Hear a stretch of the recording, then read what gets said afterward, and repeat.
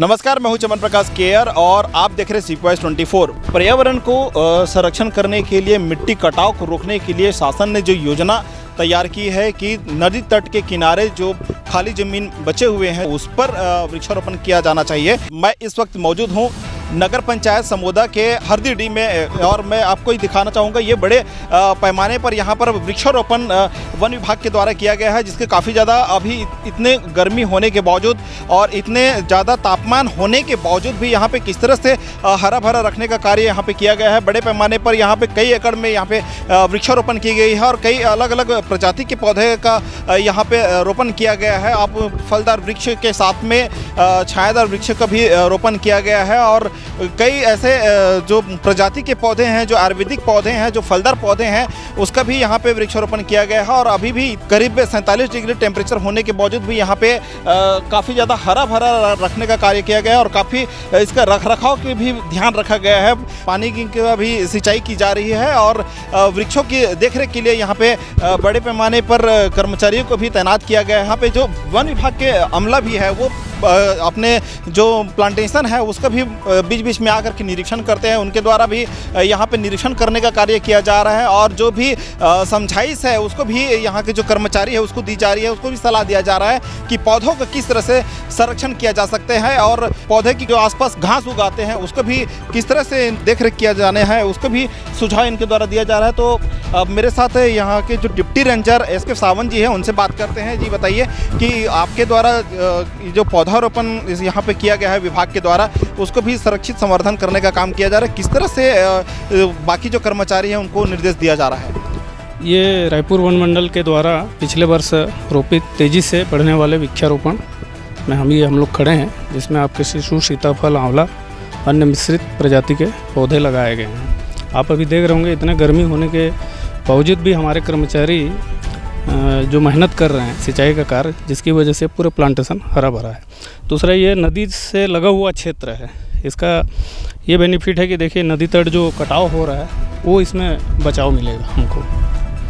ये महानदी तट के किनारे ये बड़े पैमाने पे किया, कितने एकड़ में यहाँ पे प्लांटेशन, कितने पौधों का किया गया है?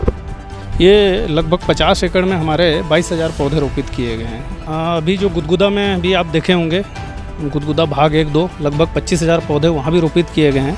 और ये हमारे आरंग सर्किल का उपलब्धि है कि जो भी वृक्षारोपण किया गया है बाकायदा उसको मॉनिटरिंग करके उसका रख रखाव करते हैं और ये सुनिश्चित करते हैं कि हमारे द्वारा लगाए गए पौधे जो हैं सुरक्षित रहें और तेज़ी से बढ़ें। यहाँ भी हमने देखा कि आप अपने कर्मचारियों को ये निर्देश कर रहे थे कि पौधों का रखरखाव कैसे किया जाना चाहिए और दवाई के छिड़काव के साथ में जो पानी का भी जो सिंचाई है उसका भी साधन के भी बता रहे हैं। किस किस तरह से पौधे का रखरखाव किया जाए?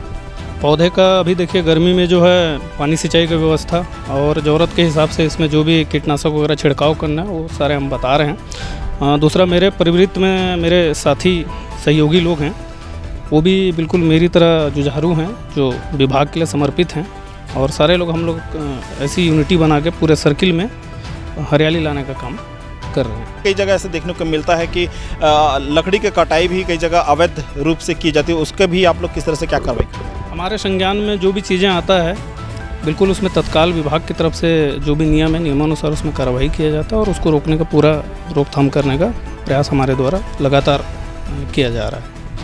अवैध कटाई के साथ में परिवहन जो करना है और साथ में कई जगह पे ऐसा देखने को मिलता है जो आरा मिल है वहाँ पर भी लगातार शिकायतें मिलती है। उस समय समय में हमारे टीम के द्वारा पूरे आरा मिलों में भी जाकर निरीक्षण किया जाता है और जहाँ इस टाइप के कुछ अनुचित पाए जाते हैं तत्काल उसमें कार्रवाई किया जाता है। तो यहाँ पे कुछ विभाग के कर्मचारी हैं, उनसे बात करते हैं। अभी आप लोग ये जो पौधारोपण आपके विभाग के द्वारा किया गया है, इसको लेकर के किस किस तरह से आप लोग अपने क्षेत्र का निरीक्षण करते हैं? देखिए, इसमें हम लोग प्रॉपर जा करके वहाँ देखते हैं कि पौधे किस स्तर पे ग्रोथ किए हैं, कि किस तरह से उसको और आगे हम ग्रोथ करवा सकते हैं। उसके लिए समय समय में मॉनिटरिंग करते हैं। वहाँ तैनात सुरक्षा कर्मी को बताते हैं कि इसमें इस तरह से थाला बनाओ, यहाँ पे सिंचाई के लिए और पानी की आवश्यकता है, तो उसके हिसाब से पौधे को पानी और खाद की मात्रा उपलब्ध कराते हैं। साथ ही समय समय पर जैसे कीटनाशक का छिड़काव करवाते हैं, पत्तों में कीड़े लग जाते हैं तो। और इसके अलावा जैसे कोई पौधे झुक गए तो उसको सीधा करने के लिए उसमें बैम्बू लगा करके उसको खड़ा किया जाता है। जैसे मिट्टी में कुछ दीमक वगैरह लग जाते हैं, उसके लिए हम मिट्टी परिवर्तन भी करते हैं। जैसे जिस समय पौधारोपण किया जाता है उस समय जैसे ये रेतीली भूमि है तो उस समय काली मिट्टी का उपयोग किया गया है, इसके साथ साथ गोबर खाद भी डलवाया गया था। तो इस तरह से हम लोग इसमें पौधारोपण से लेकर इसको बढ़ाने तक का पूरा मॉनिटरिंग बहुत अच्छे से करते हैं। और हमारे जो सहयोगी हैं, हमारे जैसे वृक्षारोपण के चौकीदार हैं, उनके द्वारा भी सतत रूप से बहुत अच्छे तरीके से कार्य किया जा रहा है, जिसके बदौलत आप 1 साल नहीं हुआ है अभी कहना चाहिए इसको, जुलाई 2023 में रोपण हुआ है और ये पौधे अभी तक इतनी अच्छी ग्रोथ ले चुके हैं तो ये 6 साल में और बहुत अच्छे हो जाएंगे।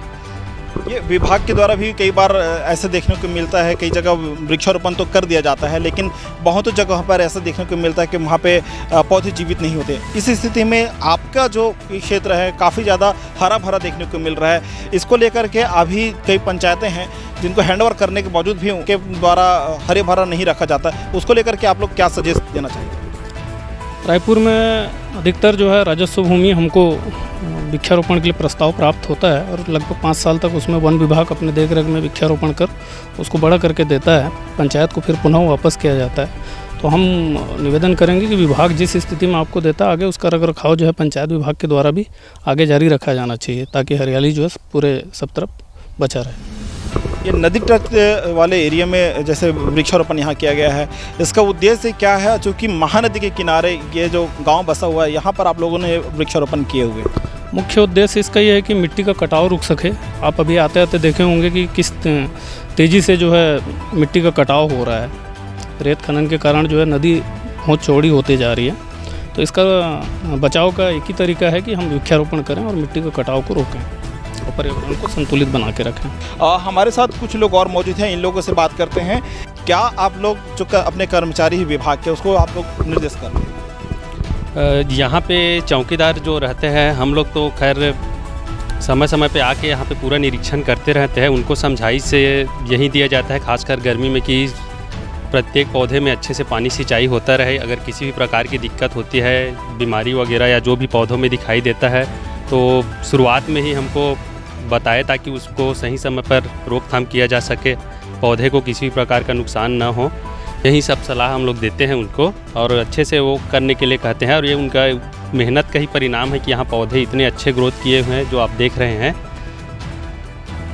हम पंचायत से निवेदन करूँगा कि भाई हम इतनी मेहनत से दिन रात मेहनत करके पौधों को बड़ा करके रखते हैं और उसके बाद आपके सुपुर्द में देते हैं, तो आप भी उनको जो है बिल्कुल जैसा विभाग ख्याल रखता है वैसे ही आप भी उनका पेड़ पौधों का ख्याल रखें और पर्यावरण को हरा भरा रखें। अभी आप देख रहे हैं टेम्परेचर जो है रायपुर में 50 के आसपास पहुंच गया था, तो आने वाले समय में तो अगर पेड़ पौधे नहीं रहेंगे तो ये मान के चलिए कि टेम्परेचर और बढ़ेगा। इसके पूर्व आप देखे होंगे कोरोना में कई लोगों का जान गया ऑक्सीजन की कमी के कारण। तो लोगों में ये जागरूकता होना जरूरी है कि भाई वृक्ष हैं तब हम हैं, वृक्ष के बिना जीवन संभव नहीं है। तो वृक्षों को बिल्कुल मैं तो ये कहना चाहूँगा कि हर व्यक्ति को कम से कम 2 वृक्ष अपने जीवन कार्यकाल में लगा के रखना चाहिए। वृक्ष लगाएं, सिर्फ फ़ोटो खिंचवाने के लिए ना लगवाएं, ईमानदारी से उसका रख रखाव करें और आप देखेंगे जब वो पौधा बड़े हो जाएगा तो बिल्कुल आपको अंदर से जो खुशी मिलेगा वो खुशी आपको शायद कहीं भी नहीं मिलेगा। जब आप उस पौधे को देखेंगे तो बिल्कुल एक अलग ही खुशी आपको महसूस होगा। तो लोग ईमानदारी के साथ उसका रख रखाव करें, ये नहीं कि सिर्फ मीडिया में आना है या कवरेज करना है तो फ़ोटो खिंचवा के चले गए उसके बाद छोड़ दिए। अगर आप कोई जवाबदारी को ले रहे हैं तो उसको ईमानदारी से करें। लोगों से मैं यही निवेदन करना चाहूँगा। ये ग्राम चपरीत है और अभी जो आप पीछे में प्लांटेशन देख रहे हैं ये राम वन गमन पथ वृक्षारोपण ब्लॉक प्लांटेशन है। ये वर्ष 21-22 में किया गया था। लगभग 500 पौधे के आसपास हैं ये, और ये अब लगभग विभाग से मतलब जो 5 वर्ष का टर्म रहता है वो पूरा हो रहा है। अब इसको जो है ग्राम पंचायत को अब हमारे द्वारा हैंडओवर किया जाएगा।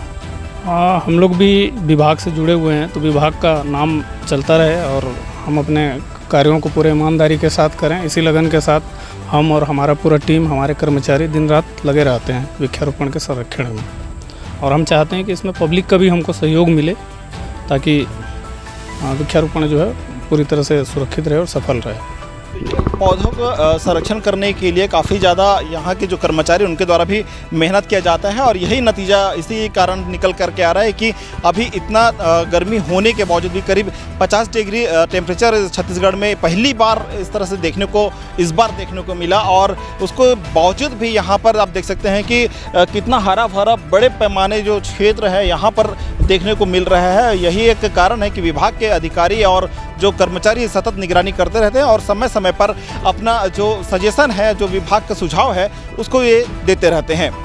कैमरामैन गुलशन ढेड़ी के साथ चमन प्रकाश, CPO 24, नगर पंचायत समोदा, हरदीडी।